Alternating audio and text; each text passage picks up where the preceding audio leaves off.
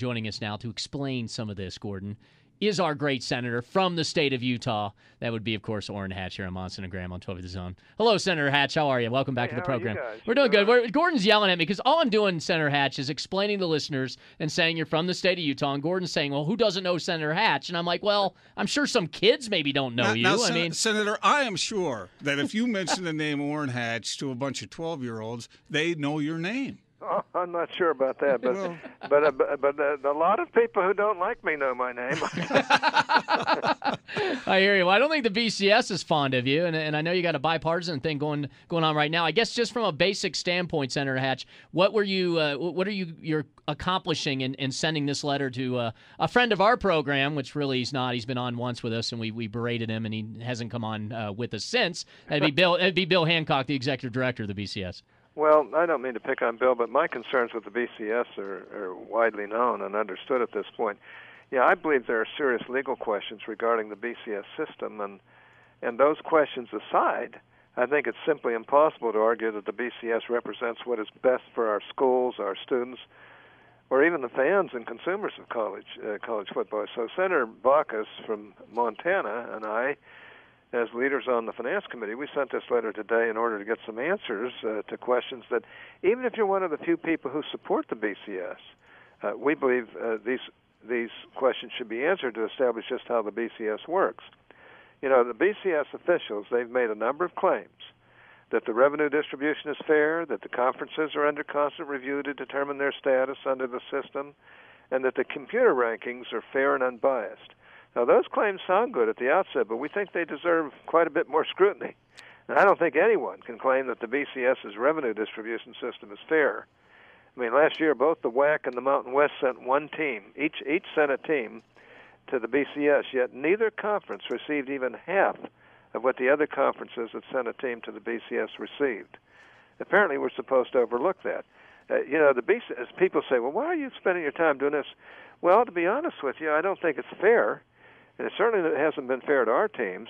But more importantly, this is a multi-billion-dollar outfit, BCS is. They raise over $500 million every year, and 87% of that money goes to the privileged conferences rather than the unprivileged conferences. That's just not fair.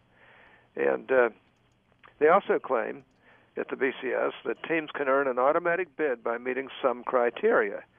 Yet they haven't made public the details as to how those criteria will be weighed. And the only details are the three general criteria. They also haven't stated whether, if one of the currently privileged conferences underperforms, it will lose its automatic bid status, or if in the event that more than one non-privileged conference meets the qualifications, they'll be given an automatic bid. I mean, they haven't answered that. And we think this should be made clear before the BCS can claim that its selection of privileged conferences is really on the level. And it's a matter of competition and not bias. You could also say there's the matter of the BCS organization itself. No one really knows how the BCS operates. I don't want to accuse them of any impropriety, but I think we need more information. The BCS claims just to be an agreement between schools and conferences, not a separate organization or entity. Yet it has its own executive director now, and it recently hired a friend of mine, Ori Fleischer, to handle its public relations activities. Now, that seems more like the actions of a business or corporation to me, not a simple agreement among the schools. And finally, there's the issue of the computer ranking system. As you know, the BCS standings are determined by a combination of human polls and computer rankings. But isn't it a little strange that no one knows for sure what data are used to generate the computer rankings? Hear, hear. Yeah, I mean, the purpose of using computer rankings is to make sure the system's not entirely subjective. Yet it's far from clear how these rankings work. Now, we saw the problems with the computer rankings last year. TCU finished the regular season undefeated. It had a string of lopsided wins and beat as many ranked teams as Cincinnati and Texas. Yet TCU was ranked lower in the computer polls than both Texas and Cincinnati, not to mention Florida, which had a loss. Also, Boise State was undefeated, yet was tied in the computer rankings with Oregon, which had 2 losses, one of which was to Boise State. That's right. So when a secret polling system gives us these kinds of results, I think we need more information as to exactly how that polling system works. And these are questions I think are legitimate. I think they should answer them. And if they don't, then you just know there's something really phony about all this. Well, one of the things I love about the letter is just prying into the inner workings of this thing, just like you've detailed, Senator. And another thing, people who say there are more important things for these guys to pay attention to. Oh, yeah. One of the things that I like about this is not only a big business, but it's symbolic. And there are a lot of people in this country who are passionate about this. They're connected to it. And so for you to go after it, I think is bigger than just the business itself. Well, we in Utah are passionate about it. We love our sports. We love our teams. My gosh, I've been so doggone proud of the University of Utah, BYU, Utah State.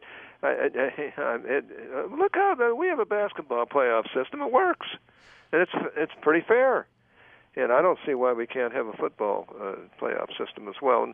And I really can't see how they can haul in over $500 million a year and give 87% of it to the privileged conferences and just say they're being fair to the unprivileged conferences. And then they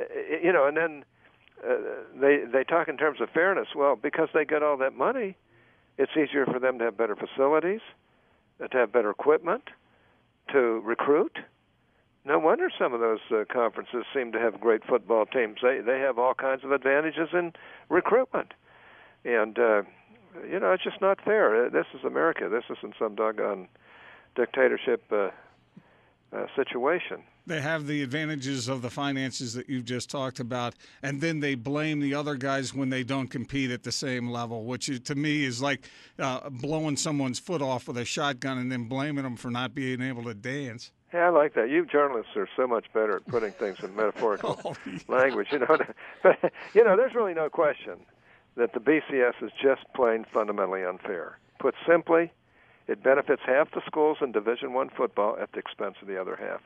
And worst of all, it does so without regard to competition, either on the field or in the marketplace. And obviously, schools from our state aren't treated fairly when it comes to the BCS. Boise State has really been mistreated. I mean, I didn't think they beat TCU. My gosh, they beat them handily.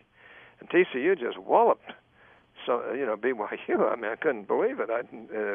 We've seen Utah teams go undefeated and do all they can to prove they're the best teams in the country, only to be denied an opportunity to play for the national championship game. I mean, that's crazy. I remember that year when Utah just whipped Alabama's rear end. To use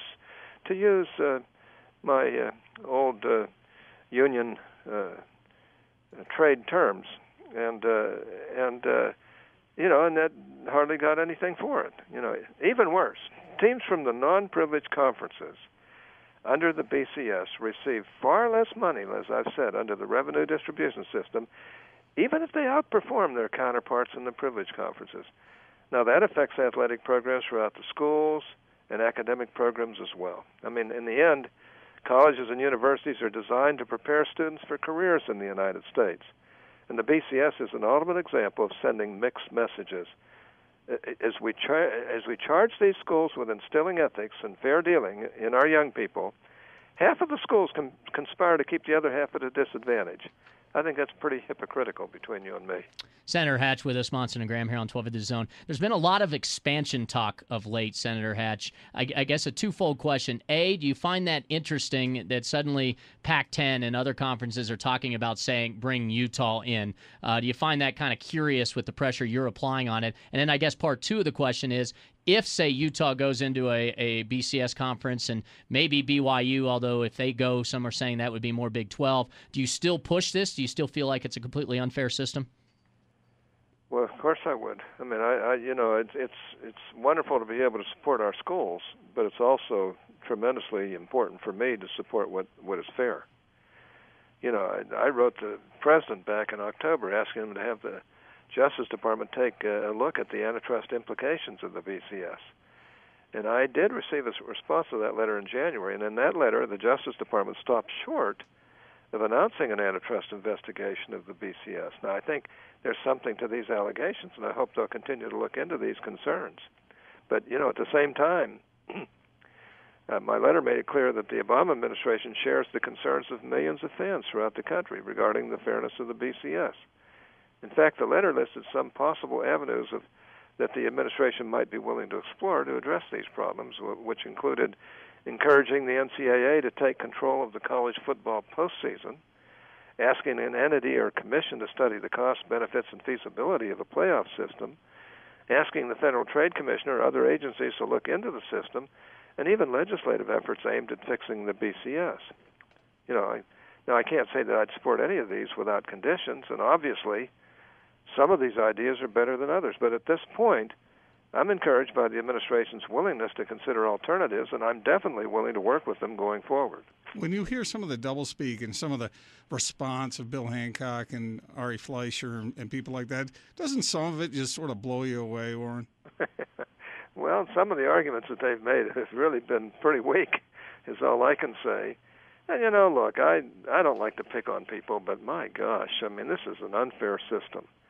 It's unfair, it's uncalled for, and it really is despicable in some ways. I know you have some boxing experience. Why don't we take Orrin and take Bill Hancock, put him in the ring? I don't think it'd be a fair fight. I mean, you could take him, right, Senator? Yeah, what's fair about that? I mean, I'd kick his tail, I'm sure.